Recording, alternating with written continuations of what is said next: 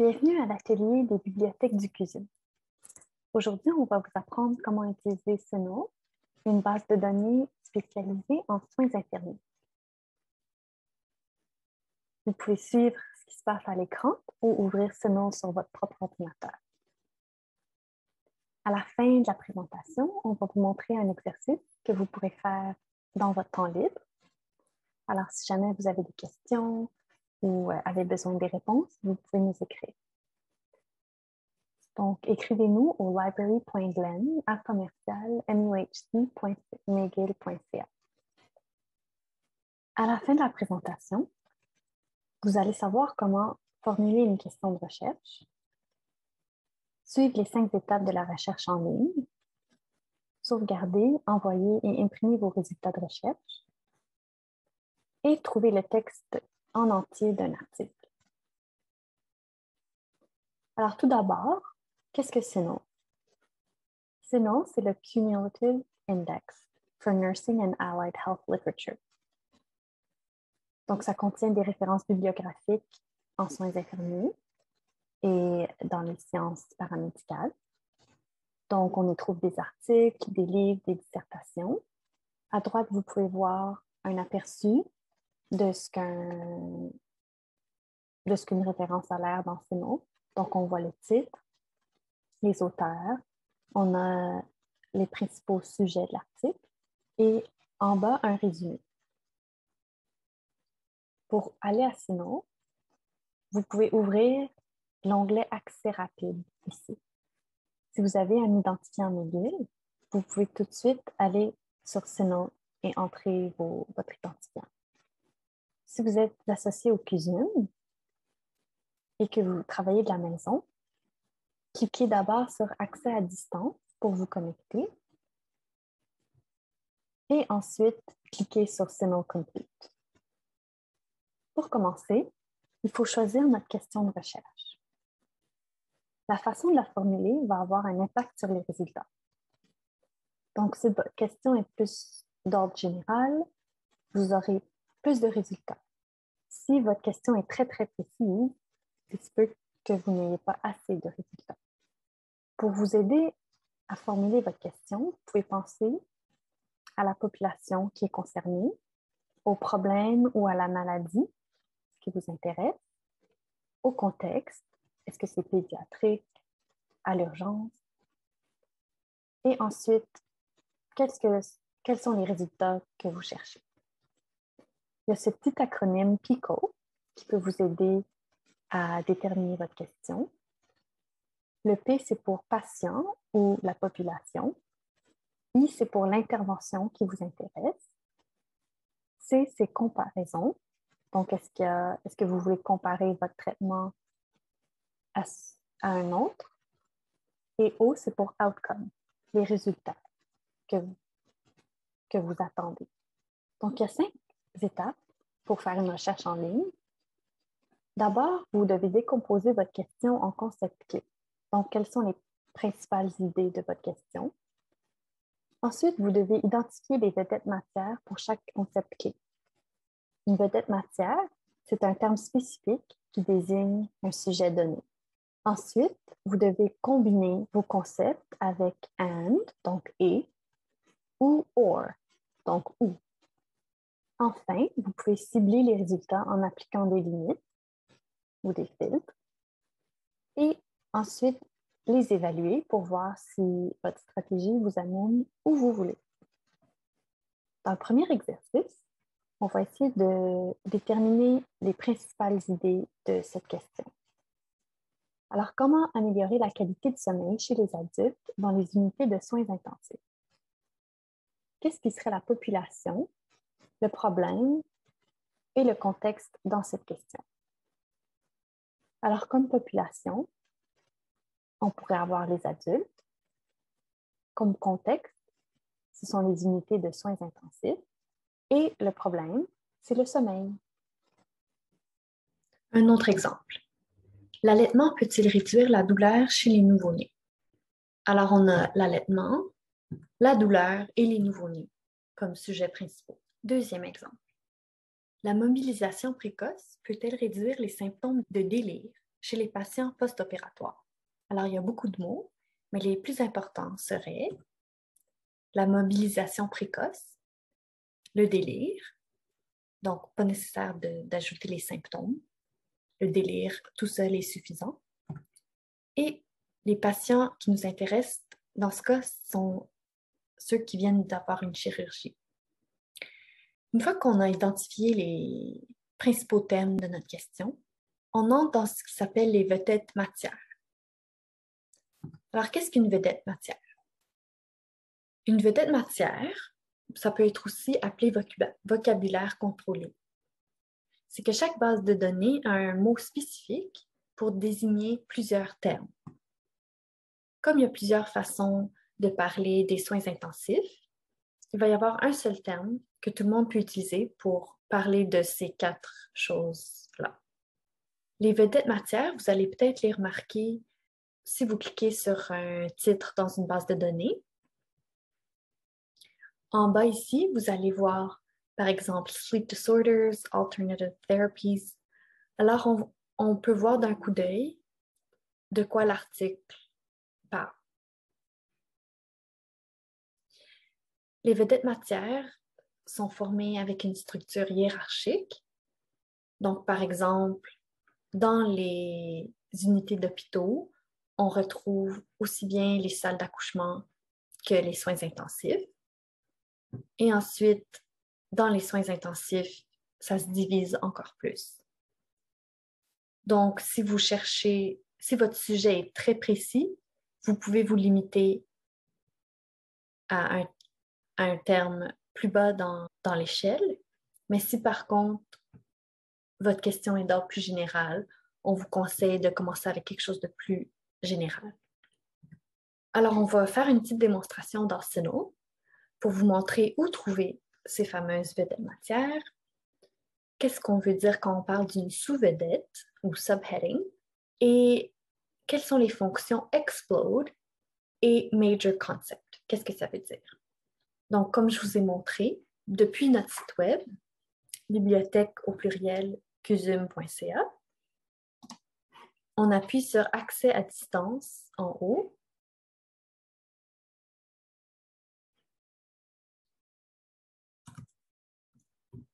On entre le même identifiant que quand on utilise MyMUHC. Et il faut avoir notre téléphone pas loin, parce qu'on doit mettre un code. Mon téléphone était loin. Alors, voilà. Une fois que vous êtes connecté, vous allez voir dans l'URL que ça dit biblioproxy.muhc.mcgill.ca. Parfois, après un moment, l'accès à distance va débarquer. Ça se peut que vous deviez vous reconnecter. Donc, c'est pour ça qu'on vous conseille de sauvegarder périodiquement vos recherches. Alors, si je vais à la page française de notre site web et qu'ici, je clique sur Accès rapide, on peut aller tout de suite dans Signal Complete, puisqu'on a accès au biblioproxy. On a l'accès à distance. Ensuite, pour pouvoir sauvegarder une recherche, je vous conseille de créer un compte dans Signal aussi. Alors, vous pouvez cliquer sur Sign In en haut à droite et simplement cliquer sur Sign Up si c'est la première fois que vous y êtes. Sinon, vous pouvez vous connecter. Alors, une fois que vous êtes dans votre compte, vous aurez accès à toutes les fonctionnalités. Donc, je vous parlais de vedette matière. Par défaut, cette case est cochée. Ça veut dire que peu importe le mot que vous tapez ici, sinon on va essayer de trouver le terme officiel pour ce mot-là. Donc, par exemple, si on cherche nutrition, on a plusieurs suggestions. Si on veut savoir de quoi chaque mot s'agit, on peut appuyer ici sur Scope Note. Alors, ça nous dit que nutrition is why you eat and what happens to the food after you eat. Donc, ce qu'on mange et comment ça nous affecte. Alors, si on clique sur le terme lui-même, on peut voir qu'il y a Donc, on vous parlait d'un ordre hiérarchique. Alors, on peut voir que sous Nutrition, il y a d'autres concepts. Alors, disons qu'on veut chercher Nutrition, tout simplement. On clique ici, sur la première case, et on voit que le bouton gris devient vert et qu'on peut faire Search Database. Donc, ça nous amène tous les articles qui parlent de nutrition. Make great meals from packaged foods. Alors, si on clique sur le titre, on peut voir dans les vedettes matières, dans les sujets principaux, on peut voir que Nutrition est là. C'est pour ça qu'on a trouvé cet article. Alors, si on retourne à notre vue de Nutrition, on voit qu'il y a deux colonnes ici, Explode et Major Concept.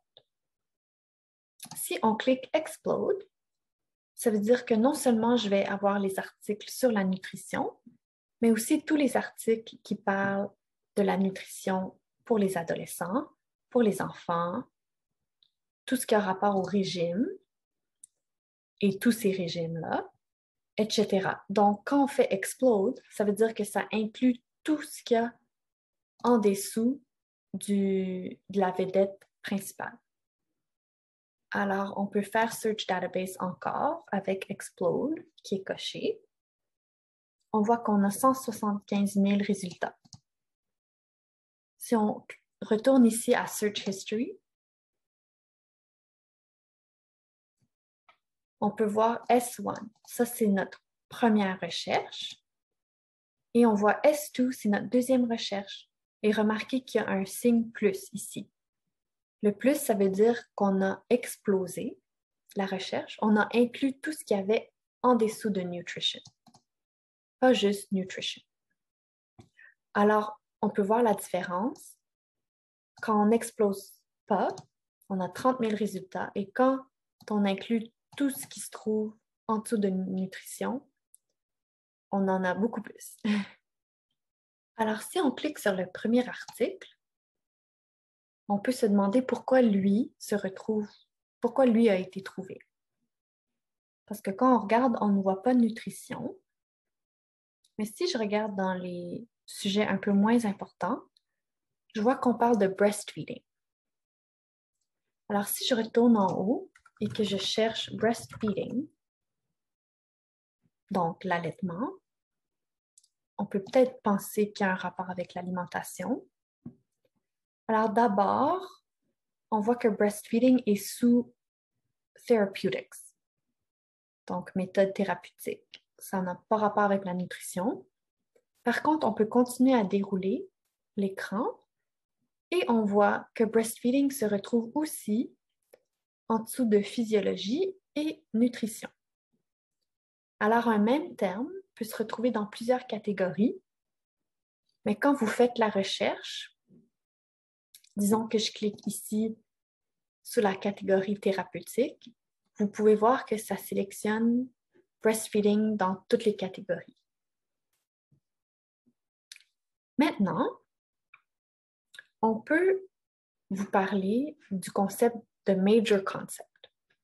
Alors, on a vu la colonne Explode. Explode, ça inclut tout ce qu'il y a en dessous d'un terme spécifique.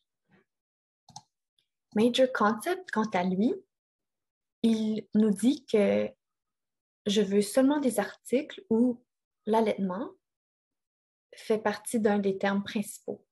Donc, je veux des articles qui ne font pas que mentionner l'allaitement au passage, mais dont le sujet principal est l'allaitement ou un des sujets principaux. Alors, si on choisit breastfeeding et puis major concept, on peut encore une fois cliquer sur le bouton vert Search Database et on voit qu'il y a 16 000 résultats. Et on voit ici qu'au lieu de MH, MH, ça veut dire que ça va chercher nutrition dans les sujets principaux et plutôt mineurs. Et MM, c'est juste les sujets principaux. Maintenant qu'on a choisi les concepts clés de notre question et qu'on a identifié les vedettes matières qui nous intéressent, on doit combiner nos concepts avec and ou or.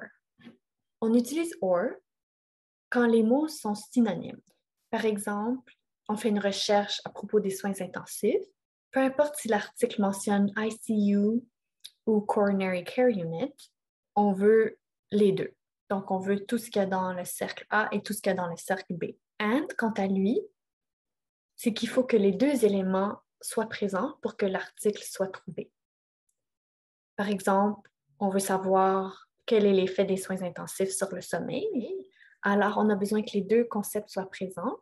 Donc, on utilise and. On va vous mettre un peu à l'ouvrage. Alors, infarctus du myocarde et crise cardiaque, and ou or. Alors, on dit or parce qu'ils sont synonymes, ils veulent dire la même chose, donc on veut l'un ou l'autre. L'éducation des patients, diabète. Dans ce cas-là, on veut avoir les deux termes ensemble, donc on doit choisir and. Alors, on va retourner à CINAHL et voir comment on peut combiner nos énoncés. Alors, allons-y pour Neonatal Intensive Care Units.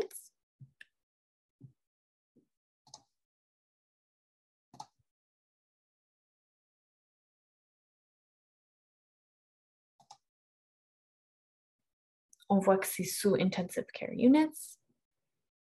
Intensive Care Units Pediatric, c'est aussi sous Pediatric Units. Alors, on peut simplement cliquer sur une des cases et ensuite, je clique sur Search Database.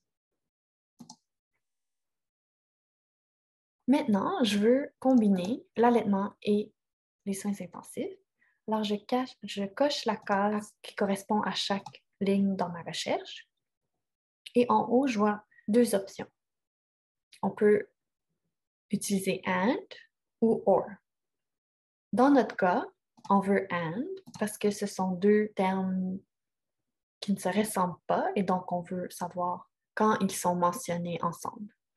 On voit que ça nous aide à réduire de beaucoup nos résultats. Et si on regarde brièvement les titres, on peut voir que ça parle de l'allaitement chez les enfants prématurés. Donc, on peut s'attendre à ce que ça mentionne le NICU. Nos résultats sont justes. Je vais vous montrer les limites. On peut voir dans la colonne Refine Results qu'on a ce qu'on appelle des limites ou des filtres. Vous serez peut-être familier avec ce concept.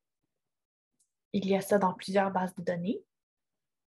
D'abord, on peut changer la date, donc choisir qu'on veut seulement les articles écrits depuis 2011 ou si on veut quelque chose d'encore plus récent. Dans les 5 dernières années, on peut glisser pour choisir 2016.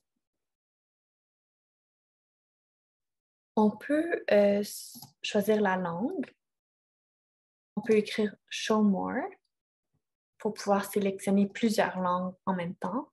Peut-être qu'on veut seulement japonais et coréen. Et on fait Update.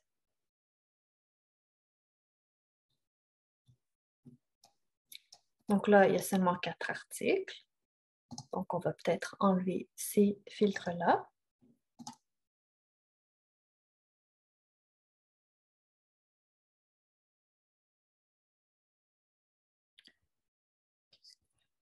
Si on veut plus que ce qui est montré ici, c'est un peu caché. Mais si on va en dessous de Limit to, on peut voir Show More, Option Set. Alors, on clique sur Show More et là, on voit plusieurs options.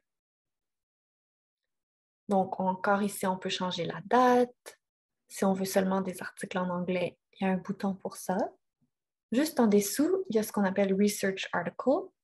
Alors, si on clique ça, c'est une bonne façon de seulement avoir des articles qui sont rigoureux et de bonne qualité. On peut aussi choisir le type d'études cliniques. On peut aussi choisir des groupes d'âge, si on s'intéresse seulement aux hommes ou aux femmes. Donc, vous pouvez explorer par vous-même le reste de ces limites. Et donc, une fois qu'on a choisi ce qu'on voulait, on clique sur Search encore. Et dans notre historique de recherche, on voit quelles limites viennent d'être appliquées. La date et aussi le type d'article. On y est presque. On a réussi à raffiner nos résultats pour voir plus d'articles qui est raisonnable. Comment évaluer et voir si c'est vraiment un ouvrage de qualité? On a un petit acronyme prêt qui peut vous aider à évaluer vos résultats. Donc, est-ce que c'est pertinent? Est-ce que ça traite vraiment de mon sujet? Est-ce que c'est un résultat auquel je m'attendais? Est-ce que les études sont appropriées? Est-ce qu'elles sont assez bien encadrées? Est-ce que quand je regarde ces articles-là, est-ce qu'il y a d'autres termes qui sautent aux yeux que je pourrais utiliser dans ma recherche? Donc, avec cette méthode-là, on est capable de raffiner un peu sa recherche, de rajouter des mots, des vedettes matières et de se rapprocher de ce qu'on recherche vraiment. Donc, voici l'exercice dont je vous avais parlé au début de la présentation. On a une question qui traite de l'éducation des patients et des ulcères de pied diabétiques. Comment traduire cette question-là dans Sinon pour mettre ces termes dans Sinon et trouver des articles, des réponses à votre question? Vous allez combiner les vedettes matières de la bonne façon et une fois que vous allez avoir vos résultats, vous allez utiliser des filtres ou des limites. Limiter aux articles seulement en anglais ou en français et publiés dans les 5 dernières années. Alors, comme je vous ai dit, écrivez-nous si vous avez des questions ou vous avez besoin d'aide pour cet exercice ou une vraie question de recherche que vous entreprenez. Mais avant qu'on se quitte, je vais vous montrer comment sauvegarder vos résultats, ce qui est une étape très importante lorsque vous faites une recherche. Mais on peut être souvent interrompu, donc l'idéal, c'est de ne pas devoir recommencer à zéro à chaque fois. Alors, comme je vous ai dit, je suis connectée à mon compte. Ça, c'est une étape importante. Ensuite, on voit toutes nos lignes de recherche et en haut, on a quelques options. On peut faire Print Search History. Donc, ça nous donne notre recherche comme ça si on veut la copier dans un document Word ou si on veut vraiment l'imprimer, on peut cliquer sur le bouton droit et imprimer ou enregistrer comme PDF. Ensuite, ce qui nous intéresse en ce moment, c'est Save Searches. Alors, quand on clique ici, on a l'option de nommer notre recherche. Donc, on va faire l'allaitement soins intensifs et automatiquement, ça enregistre la recherche de façon permanente. Alors, il ne faut pas que vous cliquiez la deuxième ligne parce qu'après 24 heures, votre recherche va disparaître. Donc, cliquez sur Save to Search et Save. Ensuite, Continue. Donc, vous pouvez cliquer sur Back pour revenir à votre écran principal. Disons que c'est une autre journée et que vous venez de vous connecter à votre compte et vous voulez retrouver votre recherche sur l'allaitement. Alors, vous cliquez sur le deuxième lien ici, Retrieve Searches. Et là, vous pouvez chercher pour allaitement.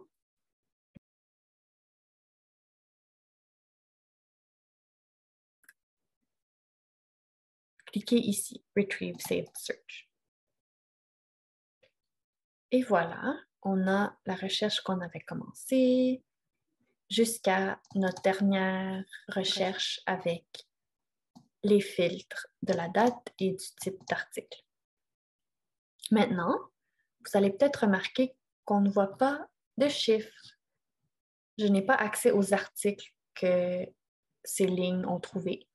Donc, ce qu'on doit faire, c'est ou bien on clique ici sur Refresh Search Results, ou si on veut y aller ligne par ligne, on clique sur Rerun. Il faut tout sélectionner. Ensuite, cliquer sur Refresh Search Results. Alors, on voit que les résultats sont en train d'apparaître. Et voilà. On peut revenir, cliquer sur View Results pour retrouver les articles qu'on avait commencé à regarder. Maintenant que la recherche est enregistrée, on veut peut-être garder quelques articles qui nous intéressent vraiment. Donc, peut-être celui-ci, Feeding Twins.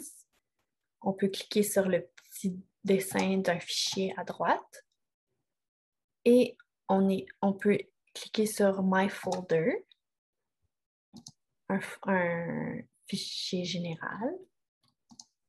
Lui aussi, on va le garder. On clique sur My Folder. Si je retourne en haut, je vois l'onglet Folder.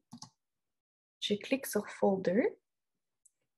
Je vois que par défaut, ça me met dans le fichier général où j'ai 3 articles, ceux que je viens de choisir. Donc, je peux tous les sélectionner et les mettre dans un autre fichier. Mais d'abord, il faut créer ce fichier. Alors, on va ici, dans la colonne de gauche, on clique sur New. On va nommer notre fichier allaitement. Et on va cliquer sur Save, enregistrer. Maintenant, quand on sélectionne tout et on clique sur Move to, on peut choisir allaitement. Et quand on retourne dans notre colonne de gauche et qu'on clique sur le plus à gauche d'allaitement, on voit nos 3 articles. Pour voir l'article en entier, il y a 2 façons. Parfois, si le PDF est déjà disponible, vous allez voir le lien PDF Full Text au-dessous de la notice. D'autres fois, vous allez voir un bouton Accès CUSUM ou MUHC Access. Si vous cliquez ici, vous allez voir différentes options. Ça va vous montrer si le CUSUM a accès à l'article. Sinon, vous pouvez toujours nous écrire en nous envoyant les articles dont vous avez besoin et on peut essayer de vous les trouver.